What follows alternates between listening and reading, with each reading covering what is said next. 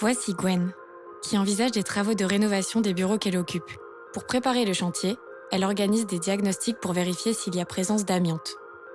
L'amiante, agent cancérigène, mutagène et toxique pour la reproduction, a été largement utilisé dans de multiples matériaux de construction, majoritairement au XXe siècle. La France a interdit sa fabrication, sa commercialisation et son utilisation en décembre 1996. Et l'amiante est interdite dans toute l'Union européenne depuis 2005. Mauvaise nouvelle, Gwen découvre dans le diagnostic que plusieurs parties de son immeuble contiennent de l'amiante.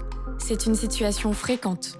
Les experts estiment qu'en France et au-delà, il reste encore beaucoup de travail pour désamianter l'ensemble des bâtiments, au moins jusqu'en 2060.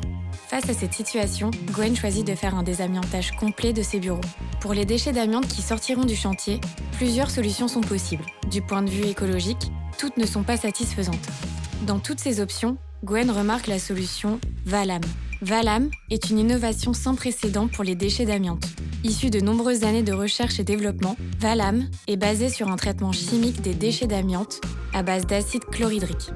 Cette solution détruit définitivement les fibres chrysotyles contenues dans vos matériaux amiantés, est très peu énergivore, a une faible empreinte carbone et valorise les composés de sortie issus de son traitement dans une logique d'économie circulaire.